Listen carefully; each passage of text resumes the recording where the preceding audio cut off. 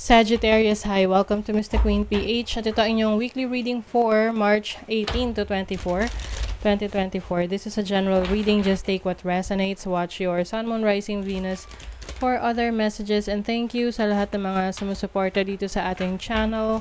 Just a reminder, gamitin nyo lamang ang reading na to bilang gabay. Pa-follow, like na rin ang ating Facebook at TikTok. Lahat po yan Mr. Queen PH.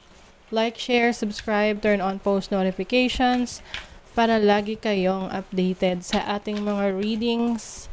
And please check out my Shopee. Available ang mga protection and prosperity items, bracelets, zodiac sign bracelets, and many more. Link on the description. At kung kayo ay interesado sa private reading, naka 30% discount tayo hanggang March 20. So, ang link ay nasa description kung paano mag-book. Yan, tsaka nasa pinned comment. Okay, Sagittarius. What's up? Have faith in your dreams. Ayan, yung mga nawawala na ng pag-asa dyan sa kanilang mga pangarap.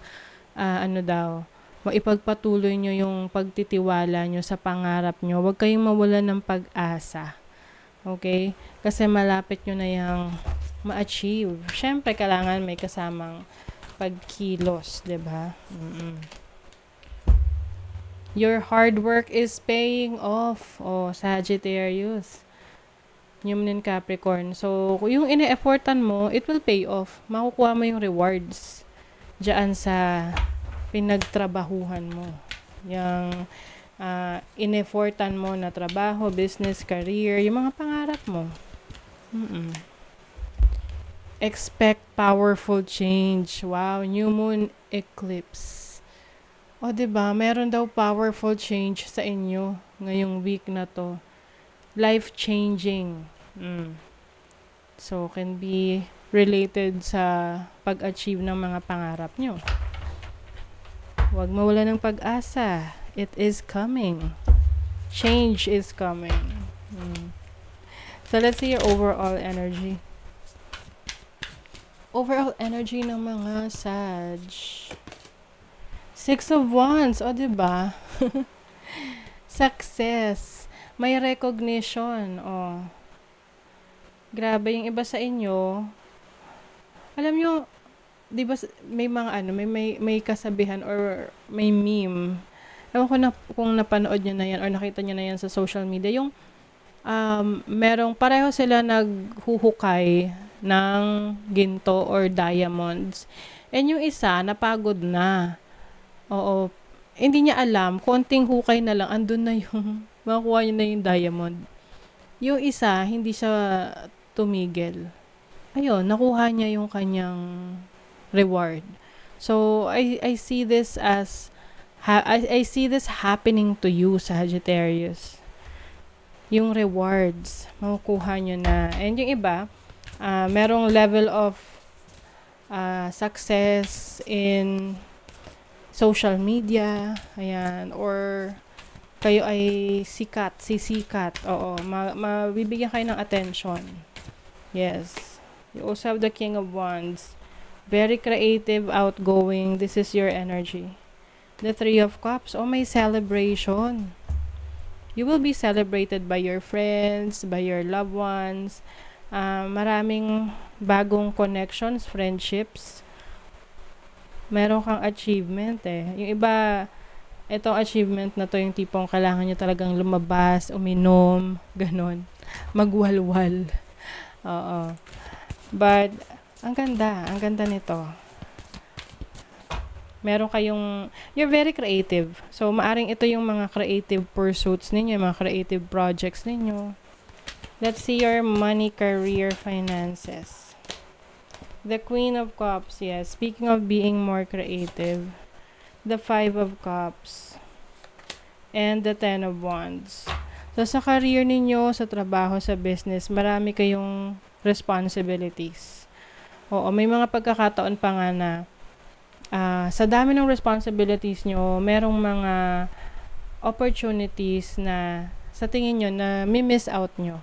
Oo, na hindi nyo magawa kasi nga marami kayong kailangang asikasuhin. Kumbaga, there's a lot on your plate.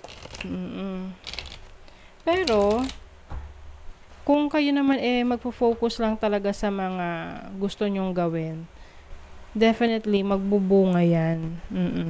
Kasi ang tinitingnan nyo dito yung missed opportunity nyo Pero actually, sabi nga, yung mga missed opportunities daw na yon hindi naman talaga para sa'yo.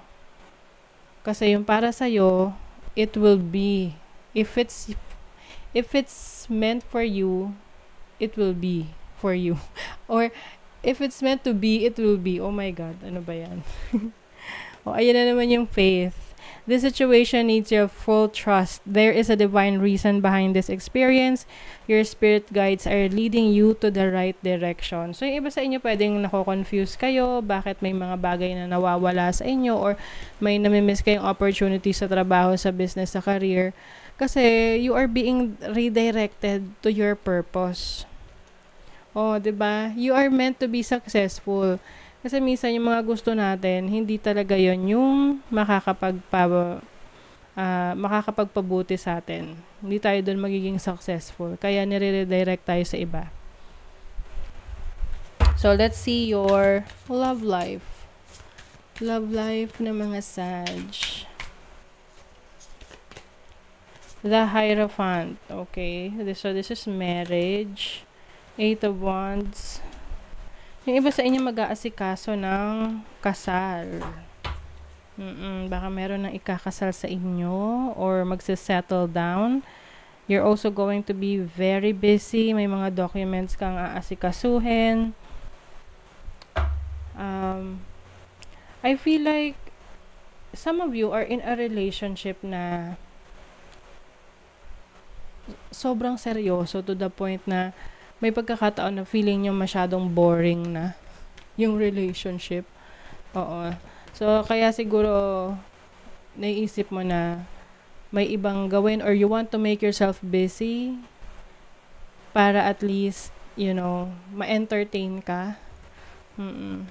I don't know. Yun yung nakukuha kong energy rito. You may be connecting with someone na medyo boring kasama or pwedeng pareho lang kayo busy kaya pag magkasama kayo, boring na. Ganon. You have memories. Meron nakakamiss sa inyo. Oo. Pwedeng you are in a relationship with someone na may distance. Kaya, importante na yung communication ninyo constant para updated kayo sa nangyayari sa isa't isa. So, talagang meron ditong nakakamiss. Lalo na yung presence, yung physical presence ninyo sa isa't isa. Iba pa rin kasi yung kasama mo, nayayakap mo, nakakapunta kayo sa mga lugar na gusto nyong puntahan. Oo. So, it's a commitment. Okay? So, pagdating sa relationship, kailangan committed ka. Ano man yung distansya nyo sa isa't isa, ano man yung mga challenges na meron kayo sa isa't isa. Let's see, ano pa. Money will be coming to you. Diba?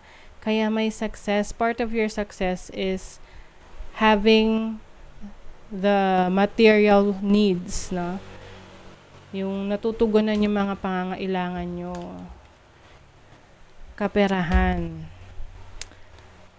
Involvement with the law. So, maaring meron kayong kailangang asikasuhin related sa batas, government, ayan, ngayong week na to. Yung iba talaga pwede magpapakasal, no? You are on the right path regarding some aspect of your life. Ayan yung mga nalilito dyan, naguguluhan, confused kayo. If you are on the right path, this is a sign na you are on the right path. Okay? Kailangan lang daw talaga na i-pursue mo yung mga gusto mo. Malalaman mo na para sa'yo kasi mabilis lang yung, kumbaga walang masyadong humahadlang. Or kung may humadlang man, nagagawan agad ng paraan. Oo.